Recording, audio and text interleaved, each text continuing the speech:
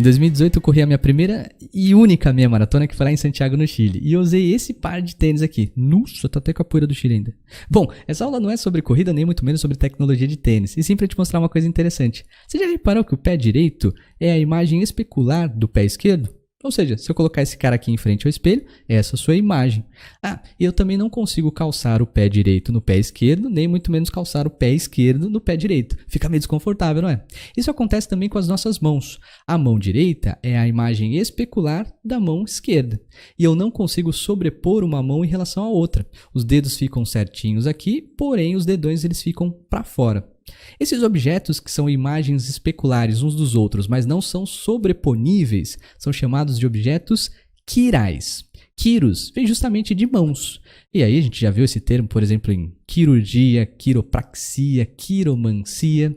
Será que as nossas moléculas orgânicas também conseguem ser quirais? A isomeria ótica é o segundo caso de estereoisomeria ou isomeria espacial que a gente estuda. A condição de ocorrência básica para que a gente observe a isomeria ótica é a presença desse tal carbono conhecido como quiral, ou então carbono assimétrico. Dá uma olhadinha nesse carbono que a gente colocou aqui. Perceba que ele tem ligações simples e, consequentemente, nós temos 4 ligantes pendurados nesse carbono, que eu chamei aqui genericamente de R. Esses R's eles podem ser átomos ou grupos de átomos. Se o R1 for diferente em relação ao R2, que é diferente de R3 e R4, nós vamos ter então 4 ligantes diferentes entre si. Um carbono quiral, ou também chamado de assimétrico, é justamente aquele que apresenta 4 ligantes diferentes entre si. A representação que os químicos dão para esse carbono aí é através de um asterisco. Carbono assimétrico ou carbono quiral é então representado por um asterisco. Belezinha? Fácil de identificar, né? Deixa eu dar um exemplo para a gente verificar se nós temos isomeria ótica neste composto que é bastante sentido, digamos assim, quando nós fazemos uma atividade física vigorosa e a gente não está muito bem preparado, né? Quer ver? Nós temos aqui o CH3, colocar um carbono, um grupo OH, a carboxila, vou colocar de maneira condensada, C com dupla OH, como sendo COH. E aqui nós temos um átomo de hidrogênio. Bom, esse carbono aqui não dá nem para desconfiar que ele não, que ele seja quiral, porque ele tem 3 hidrogênios pendurados nele, então 3 ligantes iguais. Nesse carbono da carboxila, vou abrir aqui, lembra lá que a carboxila tem uma C com dupla O, OH. Ele não pode ser nem quiral, porque ele não tem nem 4 ligantes, ele tem apenas um ligante, um segundo que é o oxigênio e o terceiro que é todo o resto da cadeia. Então note que aqui a gente não pode ter nenhum carbono quiral. Muito bem, então o resto é esse carbono aqui do meio. Será que ele é quiral? Vamos dar uma olhadinha.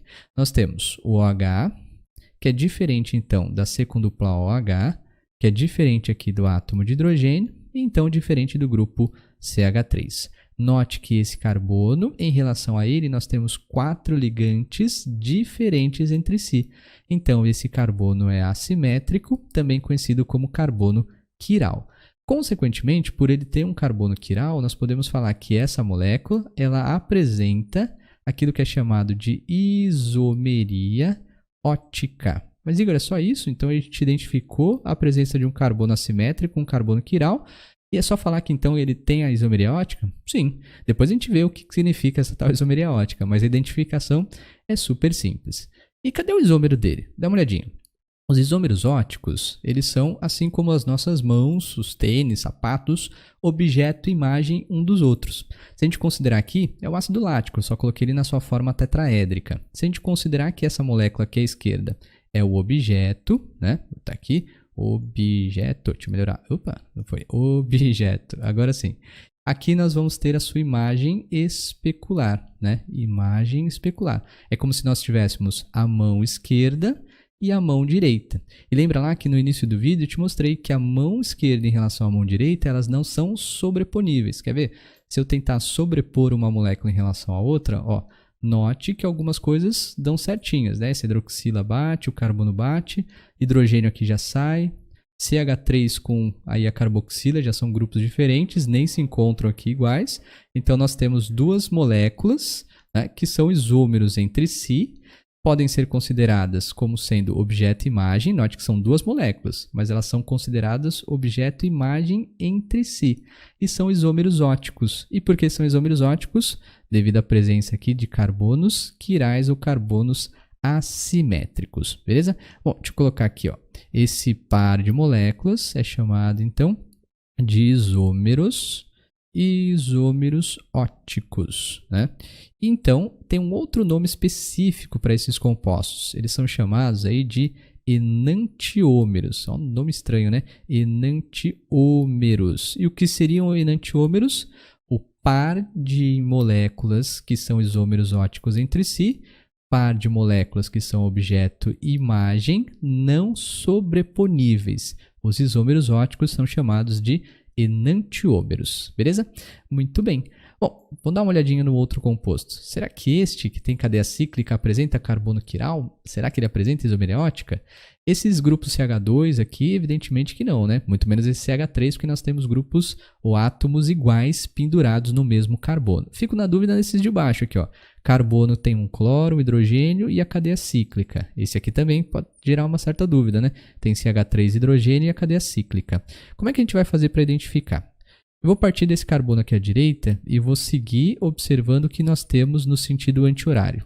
A partir dele, ó, eu vou encontrar um CH2, aí eu tenho outro CH2 aqui em cima. Do lado nós temos um CH2 e vamos chegar aqui num CCH3. CCH3. Muito bem. Aí eu vou no sentido horário através desse átomo de carbono. Eu vou encontrar um CCH3, aí lá em cima um CH2, outro CH2 aqui no topo e finaliza com CH2 até encontrar novamente esse carbono. Note que a sequência em vermelho ela não é igual à sequência em azul. CH2, ó, CH3, C, CH3 diferiu. CH2, CH2, C, CH3 e CH2 não bateu aqui. Então perceba que a gente pode considerar esse grupo de vermelho diferente em relação ao grupo de azul, que é diferente de cloro, que é diferente de hidrogênio. E, consequentemente, esse carbono aqui é um carbono assimétrico, um carbono quiral. Será que esse aqui, à esquerda, nós temos um carbono assimétrico ou quiral também? Bom, bora dar uma olhadinha. Mesma coisa. Vou seguir aqui no sentido em vermelho, sentido horário. Nós vamos encontrar, através desse carbono, um CH2, lá em cima, CH2, está aqui. Outro CH2, passa aqui para o lado, CCl. Não vou colocar hidrogênio só para ficar mais fácil, beleza? Vou ver aqui no sentido anti-horário em azul. Eu vou encontrar CCl, né? Aí temos CH2, lá no topo outro CH2, aqui à esquerda um CH2 e chegamos no carbono que a gente estava analisando. Perceba, a sequência em vermelho é diferente da sequência em azul. CH2, CCl, CH2, CH2, CCl, CH2.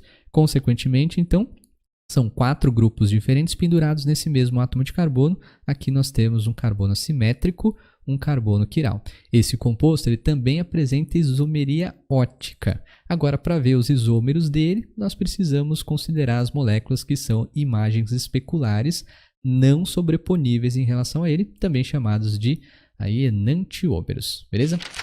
Bom, para que a gente observe a isomeria ótica, então, de maneira muito simples, é só identificar um carbono quiral ou um carbono assimétrico, é aquele que apresenta um total de 4 ligantes que sejam diferentes entre si.